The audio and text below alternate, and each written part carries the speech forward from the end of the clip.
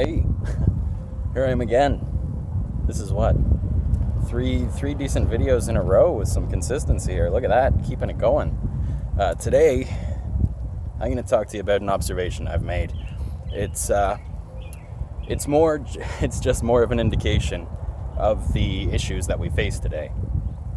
Specifically, a bit of a symptom of the grander issue. Have you guys ever heard of Quora? Or I guess you could say Yahoo Answers would be comparable. I'm on there. People go on there and they pose questions.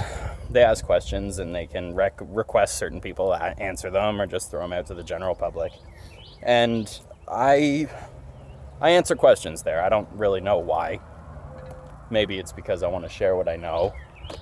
Maybe it's because I want to be considered intelligent or get exposure or whatever. That's fairly irrelevant. I haven't really thought about it. But lately, I've been fairly inundated with questions about psychology, which is something I do have an academic interest in. I've been doing a decent amount of reading on it, and the problem I've been noticing with these sites, and one thing to keep in mind is that these sites are normal people asking normal questions of other normal people. There's a lot of questions about psychopathy, sociopathy, narcissism, and they're very transparent, where it's difficult to come up with one without having an example right now. But it'll be things like, how can I tell if my girlfriend is a sociopath?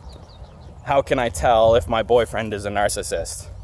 How do psychopaths hide being psychopaths? All this kind of stuff. And it's fairly clear that these people are trying to diagnose each other with significant conditions, for lack of a better phrasing right now. And you really can't be doing that. And I understand the want to do it. If somebody wrongs you and then you find out that they're actually a psychopath, it's pretty easy to dismiss all the bad stuff they said about you. But that's kind of the heart of us versus them, of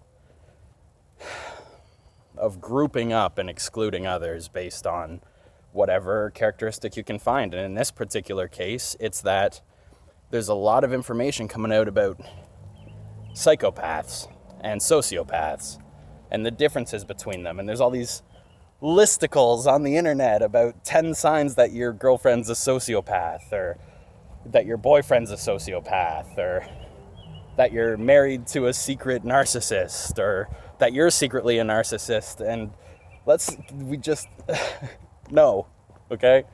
You see I hope the picture I'm starting to paint, I hope all these pieces come together and clearly define a problem. I'm still having trouble putting my finger on exactly what it is and exactly how to fix it, or how to even start. I have a couple ideas as to how to start, but we'll get there another time. I guess ultimately I'm trying to, by talking about it, it helps me make revelations and make forward progress into these things. And also, maybe some of you are out there thinking about this same kind of stuff, and maybe it would help me to know that you're here. I've seen you now and again, and leaving comments and emails and stuff like that. There are certain individuals, anyway, sorry. I'm getting sidetracked, but I think I'm going to leave the video there.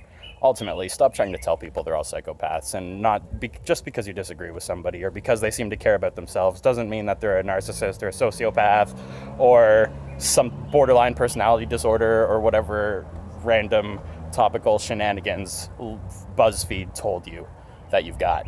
So that's about the extent of it. Thanks for watching and all that good shit.